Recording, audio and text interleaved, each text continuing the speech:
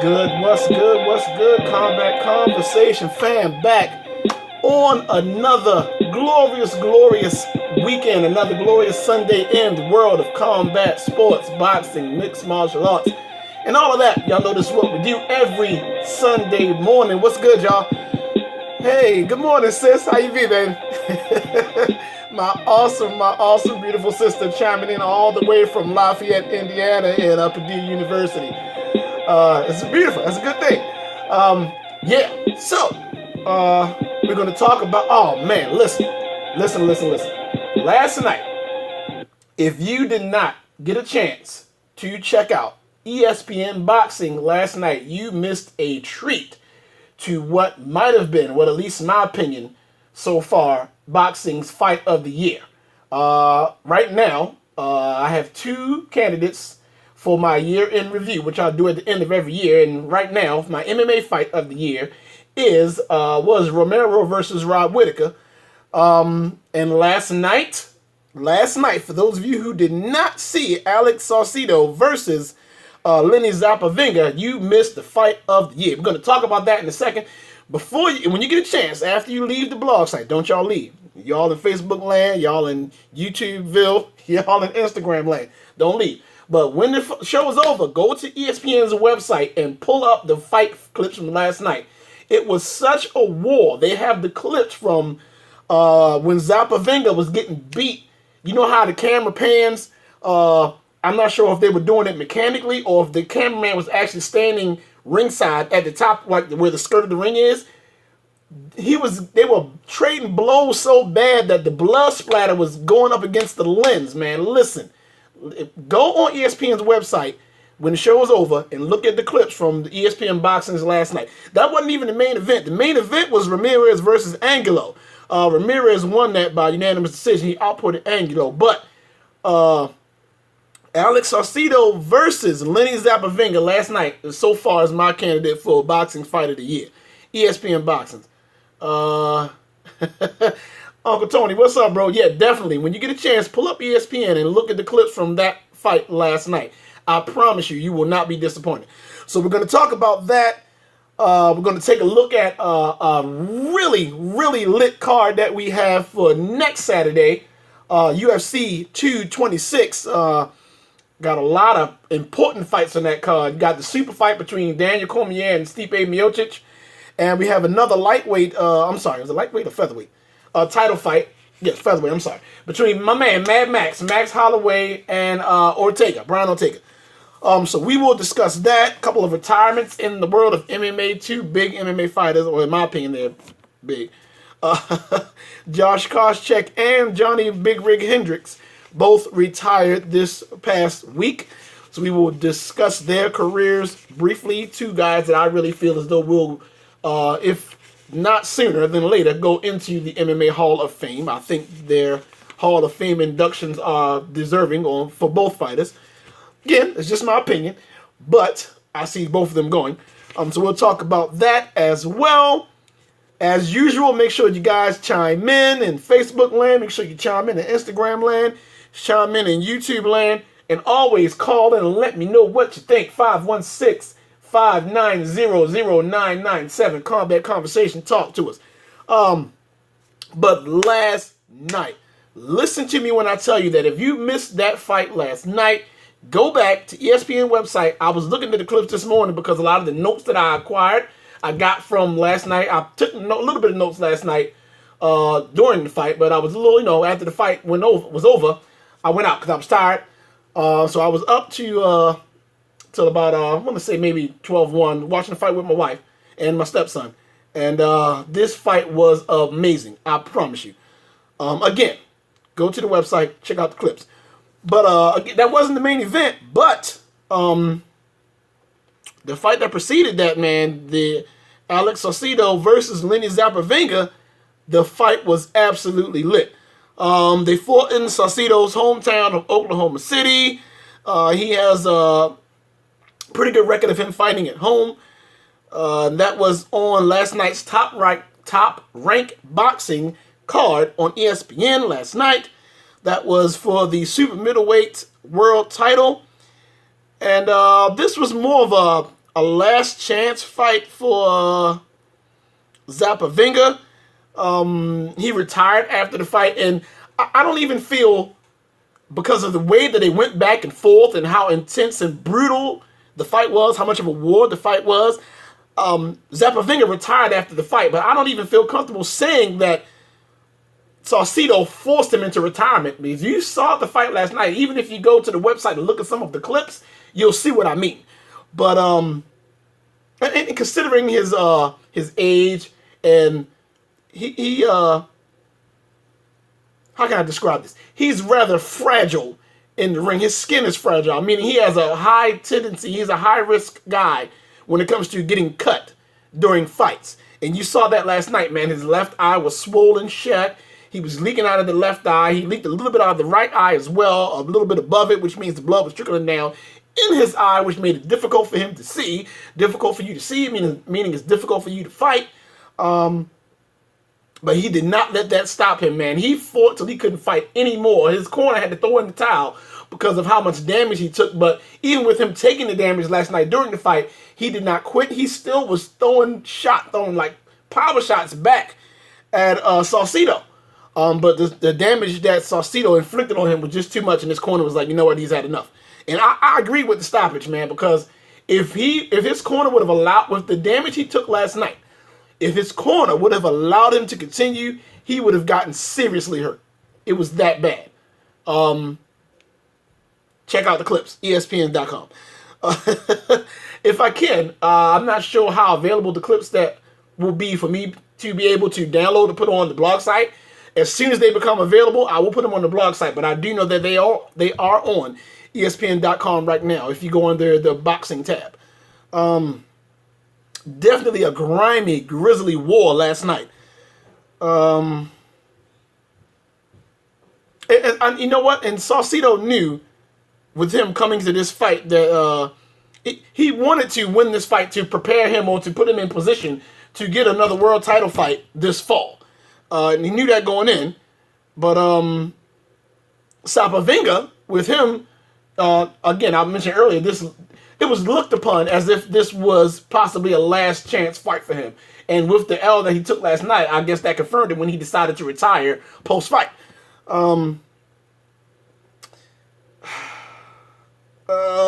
See, the thing with Zapavinga, okay, let me see. He's been fighting. He fought for 12-year boxing career.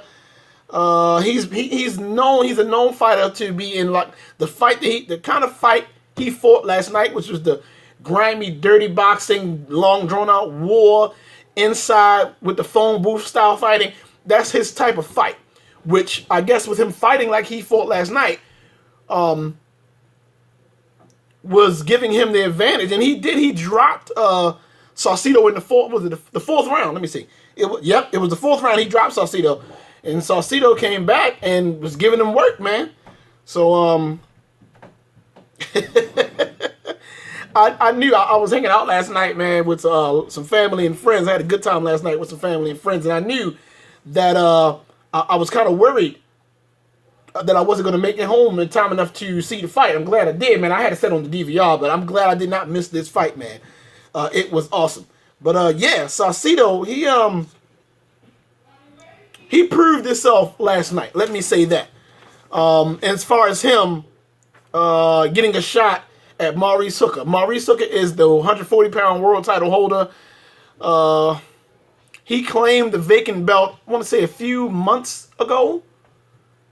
It was roughly a month ago. Hold on, where are my notes? Okay, yes, about a little over a month ago, he claimed the vacant 140-pound title over Terry Flanagan by split decision over in Manchester, England. Got it. All right, so now, since Saucedo won last night, he apparently is going to be next in line to go up against Maurice Hooker for this belt, which was his objective last night.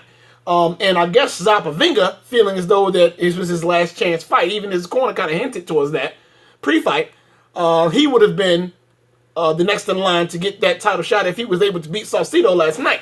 And he fought like it too. But nevertheless, he came up short, man. I'm amazed at how awesome a fight that was last night.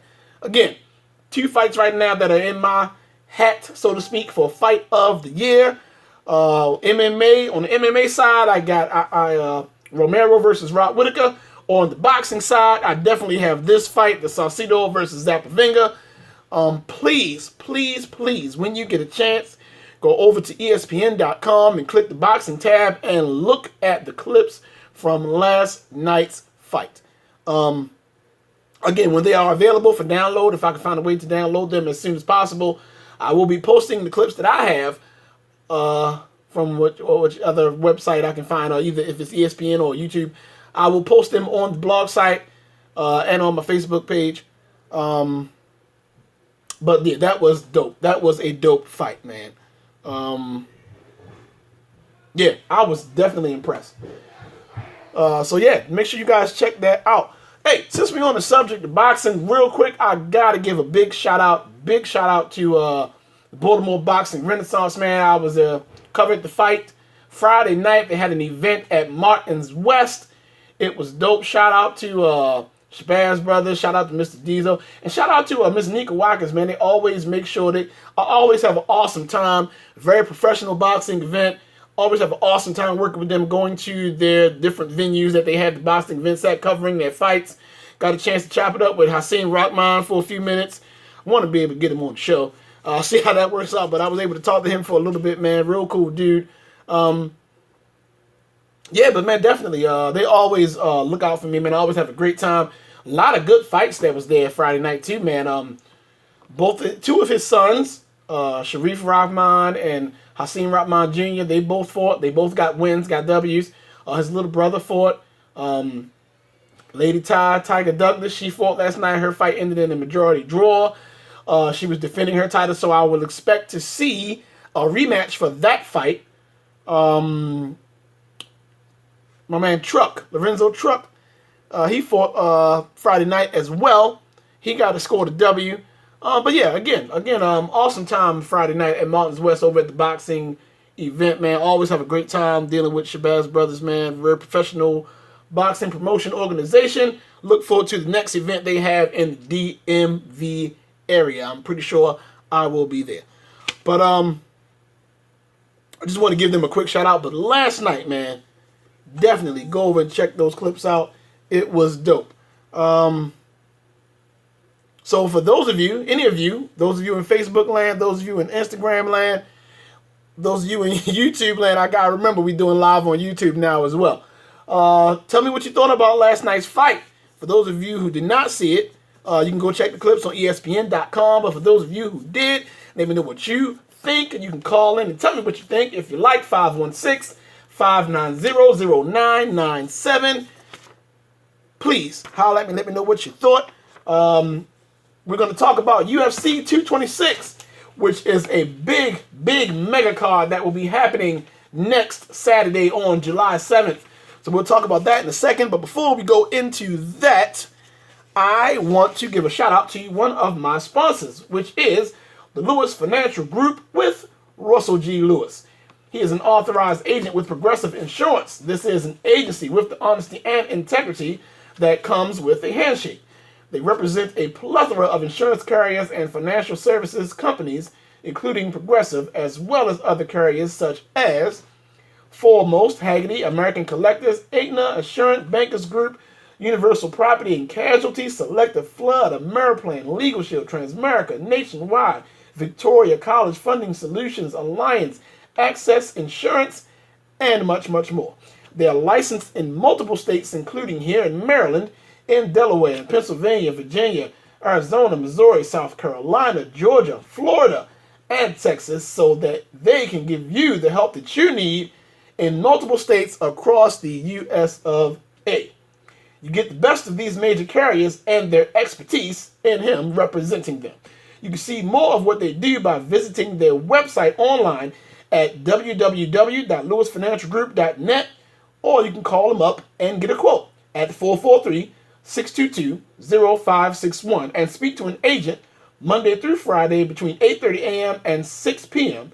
And they're also available on Saturdays from 9 a.m. to 4 p.m. Again, the Lewis Financial Group with Russell G. Lewis, www.lewisfinancialgroup.net, or call them up 443-622-0561. Dope service. Awesome service. I've used them actually like 3 times. I promise you. Dope service. All right, now, we were just talking about UFC 226 and the awesomeness that card, how awesome, got tongue tied, where's my coffee? How awesome that card will be. Now, looking at that card, there are 2 major championship fights that will be taking place on that card. That card being next Saturday, July 7th, UFC 226. We will have the mega fight. First of all, we're going to look at the mega fight between DC, Daniel Cormier, the UFC light heavyweight champ. He will be going up against and fighting for the heavyweight title that belongs to Stipe Miocic, the UFC heavyweight champion. This is officially a UFC super fight, man. I'm anxious to see this fight. I am wondering how well Cormier will do against somebody as big as Stipe. You have Cormier listed, his stat sheet has him listed as at 205. Stipe's stat sheet has him listed at 245, so that's a 40-pound difference. But you have to remember that at the beginning of Daniel Cormier's career, he started off as a heavyweight, even though he went down a few pounds to, well, not a few, but to light heavyweight. He's not a foreigner to the heavyweight division, so you have to consider that as well. DC, Daniel Cormier, the current light heavyweight champ, he sits right now at 20-1 with 1 no contest. Everybody knows the ongoing saga that was Cormier versus John Bones Jones. That's the one loss. That's who the one loss he has comes from. Originally, it was 2 losses, but because Johnny Bones Jones came back dirty after being tested, he came back dirty for a PED, a performance enhancing drug. That victory that he scored, the second victory that he scored over Daniel Cormier, was changed to a no contest, which, 1, changed Daniel Cormier's record back to 20-1, and 2, 19-1 at the time, and 2, reinstated Daniel Cormier as the light heavyweight champion. The belt went back to him. You know, I always was a big Johnny Bones Jones fan, but it is what it is, man. He got caught. He got busted. Nevertheless, we're going to focus on my man Daniel Cormier, who will, at the end of the day, I'm a Cormier fan as well. Johnny Bones Jones was one of my all-time favorites, but I've always been a Daniel Cormier fan, and you got to respect the champion like Cormier, man. At the end of the day, he's going to go down as one of the all-time greats. The number, what Jay-Z said, the numbers don't lie. Check the scoreboard, man. You can't deny it. Some people love him. Some people hate him because they think he's an asshole. Whatever. I like the dude, man. I think he's an exemplary champion. And this is just the facts, man. The numbers don't lie. He has defended his light heavyweight belt 3 times. He is an Olympic level wrestler, so let's get that out the way as far as getting Stipe on the ground if he's able to. And Stipe is no chump on the ground himself, and we'll get into that in a second. But yes, Daniel Cormier is an Olympic level wrestler. As far as medals, Olympic level. He's a brown belt in BJJ. I'm just wondering how, with that, as listed right now at least, that 40-pound difference, how effective that wrestling will be when it comes into play. And I know there's different, with me, I wrestled in high school a little bit, and me being a jiu-jitsu guy, I know there are different factors involved. As far as him, getting the bigger guy on the ground. But a 40-pound difference is not a little bit. I'm just saying. And I don't know what their current weight now is, like today at this exact point in time, but their stat sheets have them listed at a 40-pound difference. 205 to 245 in favor of Stipe. For obvious reasons. He's the heavyweight. Daniel's the light heavyweight. I'm not sure which way I want to go with this. I usually am not, and I try not to be biased, even with me fanboying for certain fighters. I have to be honest in saying I'm leaning more towards Stipe right now. I'm a fan of both. I'm a little bit more of a fan of Daniel. but I love both fighters. Um, right now, my gut feeling has me leaning more towards Stipe winning this fight. Stipe, he is the current heavyweight champion of the UFC. He is sitting at 18-2. He defended his heavyweight belt 3 times, which his last win was the defense against the guy is, as my stepson calls him, One Punch Man, Francis Ngannou, who also is fighting on this card, by the way. We'll get into that in a second. But yes, he beat Francis Ngannou by unanimous decision, which, with that fight, he broke the record for most consecutive UFC heavyweight title defenses, which is 3. Again, this is someone else we're talking about who, at the end of the day, will be listed as one of the all-time greats, especially if he's able to win this fight against Daniel Cormier. Even though, Daniel Cormier is listed as light heavyweight, he's the light heavyweight champion. And again, my gut feeling has me leaning more towards Stipe. In no way, shape, or form do I think this will be an easy win for Stipe. I don't know officially which way I'm going to go with this, so I'm not going to lock my choice in right now. But if this would be an easy win for either fighter, I would be absolutely shocked. Absolutely. I mean, hey, let's do it, man. Next Saturday, I will be watching, and we will be talking about the results of this Sunday morning on the 8th. This is going to be a great fight. I don't think it's going to be the action-packed, throw hands, fireworks type fight, because neither one of these fighters are that style. I mean, they do have the potential. Both of these fighters have knockout power. Even Stipe used to box a little bit back in Cleveland. I think that's where he's from. Originally, he's from, I forgot. I know his parents are from, is it the Ukraine? I think. I'll look it up in a second. But I know his hometown is Cleveland. He's a fireman there. He does that. He's a fireman. Stipe is. I don't know which way I want to go, but my gut feeling has me leaning more towards Stipe a little bit. But yeah, man, we'll see. So we'll be talking about the results of that next Sunday morning. We also, on that card, have an additional championship fight. Mad Max, my man, Max Holloway, will be defending his featherweight belt against Brian Ortega. I am a fan of these fighters as well. I am a big Max Holloway fan, man. I like the kid Brian Ortega too. I've more so started following him recently. I'm not very familiar with his previous MMA fight history other than what I've looked up. I've been following Max a lot longer than I've been following Brian Ortega. And I'm sure that the fact that Max has been fighting longer has a lot to do with that. But I have been following Brian more of late, and I like what I've been seeing. I mean, the kid is undefeated, man. Max, the current featherweight champ. Wow. Yeah, he's 19-3. He's won 12 straight. He hasn't lost since August of 2013, and that was the fight he had versus McGregor. He won the belt beating Pettis. He unified the belt beating Aldo because he was the interim champion. Then he defended the belt beating Aldo again. We're talking about Max Holloway. So Max has earned his spot, absolutely, no questions, at least in my opinion, as the featherweight champ. And he will be defending his featherweight crown versus this new hot kid, man. This dude is on a hot streak, Brian Ortega. Ortega is 14-0, undefeated, 7-0 in the UFC, well, half his career. But yeah, he's undefeated across the board. And the thing with him is, all of his UFC wins have been finishes, either by KO, TKO, submission, whichever one.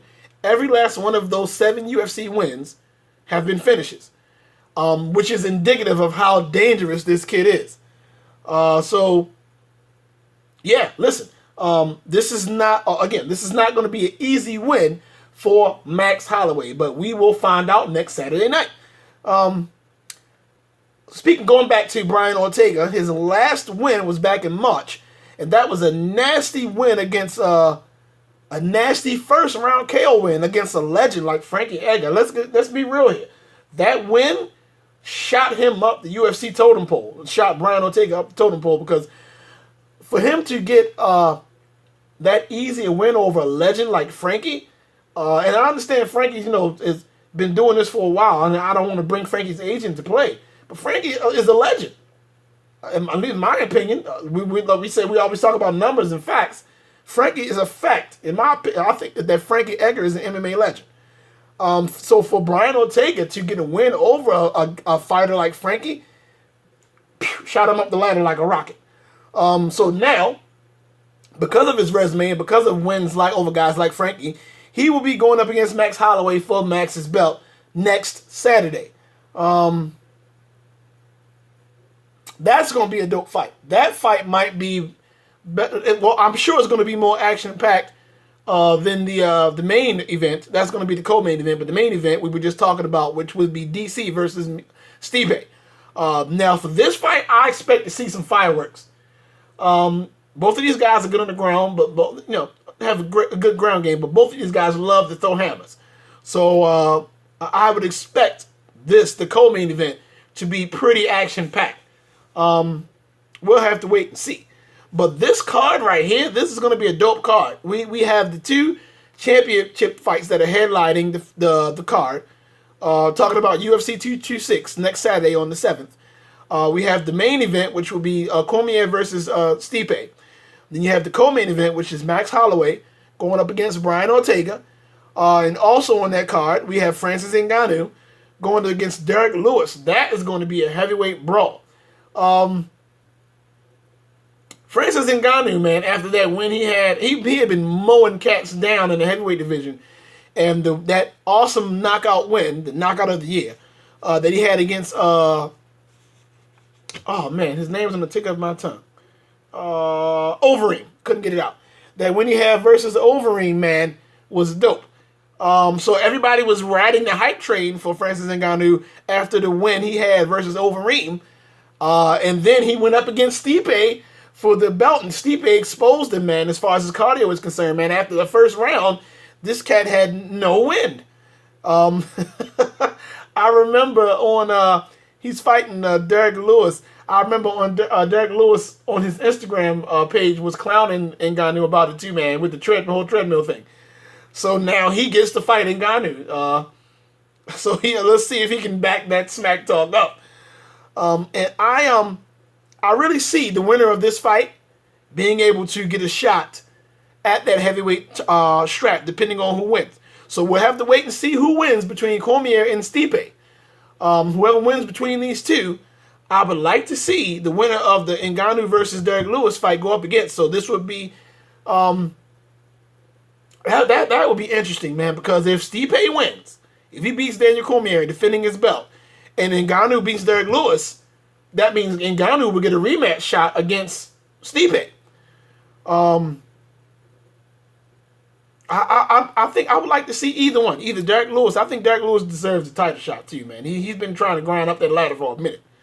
I'm trying. My memory is failing me now for whatever reason when I'm trying to find out if and who. Let me see. I'll look everything up, man. He fought for the championship. So I'm going to look that up right now. But while we're looking that up, also on that card, we have Mike Chiesa versus Showtime Anthony Pettis. And on the prelim card, we have my man Uriah Hall. I love this kid Uriah Hall, man. I know he's had a bit of ups and downs in his UFC career, but I've been following him ever since The Ultimate Fighter. He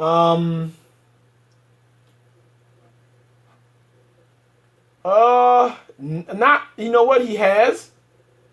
But that was not with the UFC. He hasn't.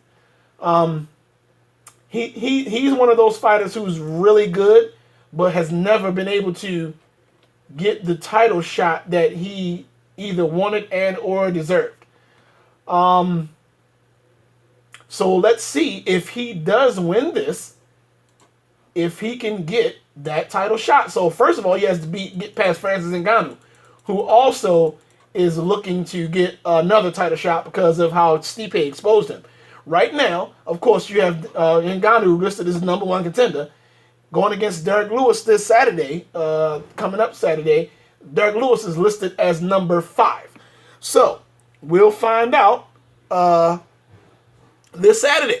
Tell me what you guys think about this up-and-coming UFC card, man. Tell me if you'll be watching. Tell me your picks, who you think will win, man. Tell me how you think the fights will turn out. Those of you watching in Facebook land, those of you watching in Instagram land, those of you watching in YouTube land. Chime in. Let me know what you think. Or call up, man. 516-590-0997. Holler at me. Tell me what you think about the UFC 226 card next Saturday on the 7th. This card is going to be lit. We're going to have a lot to talk about Sunday morning, man. I can't wait. Bit of news in the world of MMA. We had 2 big, well, sort of big retirements, and they both seem to have happened on Thursday, man. We had 2 guys that hang up the mitts, man. You had Josh Koscheck and Johnny Big Rig Hendricks. The Koscheck one, it didn't really surprise me. I wasn't expecting it to come this soon, maybe? Don't know. Hendricks, looking at his resume as of late, with as awesome as a fighter he has been, that one, I would kind of expected that one. Looking at how he's been fighting as of late. But, I mean, I think Hendricks is dope, man. I do. But just how he's been looking with his last maybe 2 to 3 fights, kind of expected to see that happening. Koscheck, I kind of could have went either way. But nevertheless, both of these guys have decided to hang up the gloves. I remember Josh Koscheck with his stint with the Ultimate Fighter tournament. He's been fighting for almost 11 years now. He was an awesome welterweight. Did really, really good in the UFC welterweight division. He was on the Luke Thomas show apparently Thursday, which is one of the MMA podcasts. The Luke Thomas show is. It's an MMA podcast that comes on Sirius XM. It's actually a pretty dope show. If you have Sirius XM satellite radio, you should probably check it out. If you like this podcast, I'm sure you'll love the Luke Thomas show. It's a pretty dope MMA podcast. I like it. Josh was my man, Humble Champ. Good show. Thanks, my man Sean. Yeah, Josh was a beast, man. My man, Humble Champ. He was, man. I was a Josh Koscheck fan. I'm not sure how long you've been following Josh Terrell, but I remember him back during his stint when he first started with the Tough tournament, the Ultimate Fighter tournament. Josh was you know what? I think a lot of people slept on him too, man. I do. I really do. Let me look up some of Josh's stats while I'm at it. But he's decided to call it quits for whatever reason. Well, I'm not going to say for whatever reason. I understand why. But Josh was official. I promise you. Let me see. Here we go. My man, Josh Koscheck. He is ending his career. I got it in my notes here, but since I got it up on the screen, I'll just pull it up here. And see, looking at his resume, with as awesome as a fighter as Josh Koscheck was, he's had some wars with some pretty dope fighters, man. And looking at his resume, he's retiring at 17-11.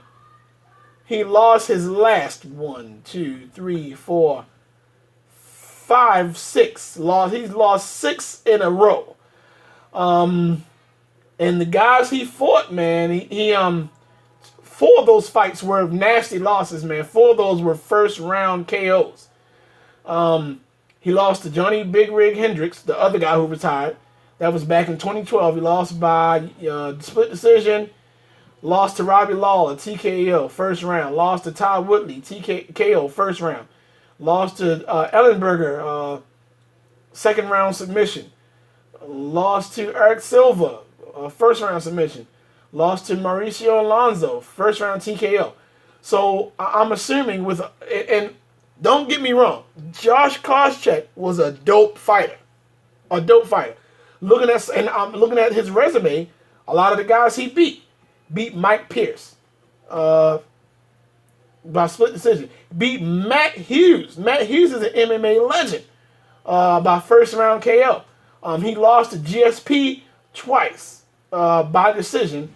First time back in 2007. Last time back in 2010, December of 2010. He beat Paul Daly. Frank Trigg. So you've had a lot of ups and downs. And that last fight he had versus GSP was fight of the night, man, back in December of 2010 when he fought for GSP's welterweight belt. So listen, again, numbers don't lie. Check the scoreboard, man. Up until the point where he fought Johnny Hendricks, he had a very successful career, in my opinion, man. But that Hendricks loss started the domino effect of 6 losses in a row. So I'm assuming that was a significant factor in him deciding to call it quits. But Koscheck, man, Koscheck was again, I'm telling you, he was an awesome fighter. My man Vince, what's good, brother? But yeah, Josh Koscheck decided to hang it up, man. You just hate to see, and like I said, those 6 losses in a row, and he's not getting younger. He's 40 years old. He's now, because of those 6 losses in a row, it's 17-11. He says that he thinks that he's still in fighting shape, but he just doesn't have it anymore. And you know what? You have to respect a fighter who had a successful career up until that point that's able to come to grips with themselves and admit that. You have to respect that. And you got to respect Koscheck for that. I hate to see him go out, man. I see you, Vince. You always do, brother. You keep me on my toes, man.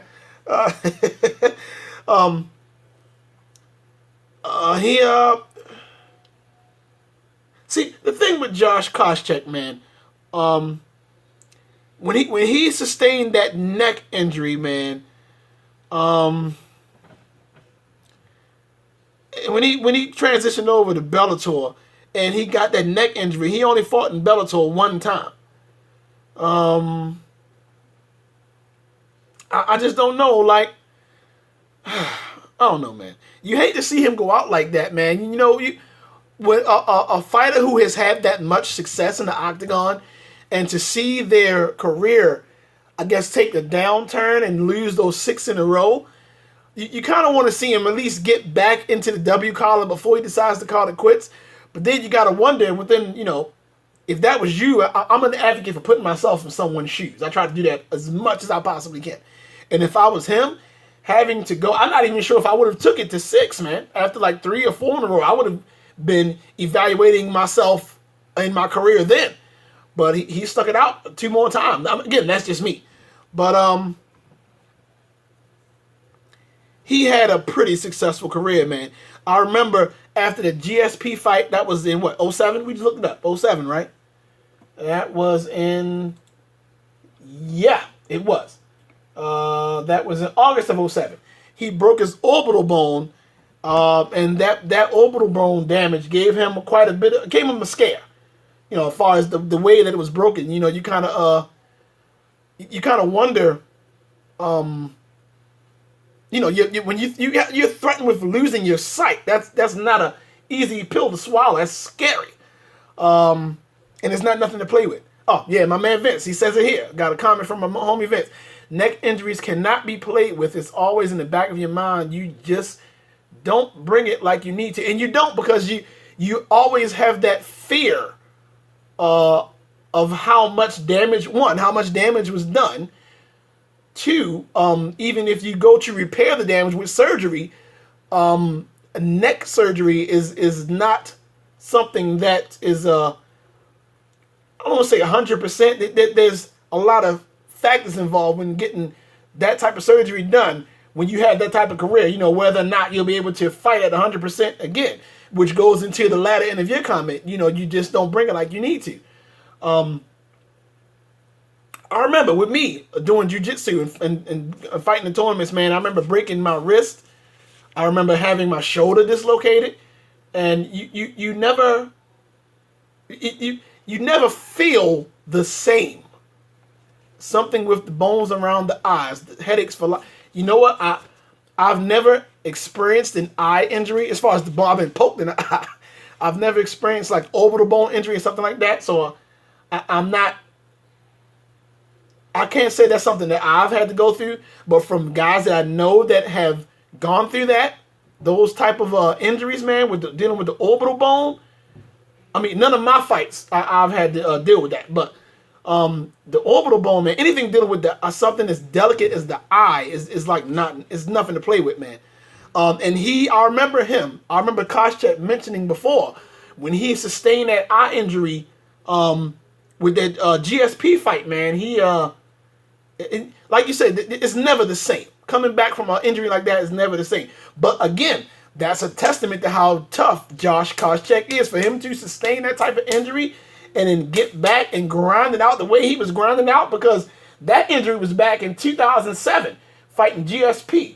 He had, before he went on the losing streak, he had 1, 2, 3, 4, 5, 6, 7, 8, 9, 10, 11 fights after the eye injury.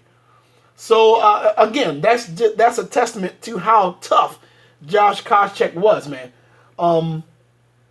You just hate to see him go out like that, man. But I can't really argue with his decision to retire after you see somebody take 6 L's in a row. You got to think like, okay, that when is this guy going to sit down and reevaluate his career, and maybe it's time to hang it up.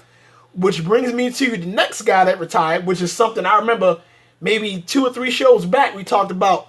My man Johnny Big Rig Hendricks, man. Looking at his resume, the same thing. He decided to retire as well. Let me pull up Johnny Hendricks real quick. I like this guy as well, man. And you know what's funny? Since we're talking about the whole GSP thing, see, looking at Johnny's resume, man, he lost 5 of his last 6. And again, when you get to that point, you gotta wonder and evaluate and say to yourself, like, at what point am I going to hang the gloves up? But yeah, Johnny Big Rig, man. He looking back at the GSP. Listen, those of you who know me know how big of a GSP fan I am. And let me say, with this, coming from a big GSP fan, that I believe, I'm going to put this on record, which I'm sure a lot of people agree with me, at least from who I've talked to, that Johnny Big Rig Hendricks won that fight. He even joked about it when he made his retirement announcement.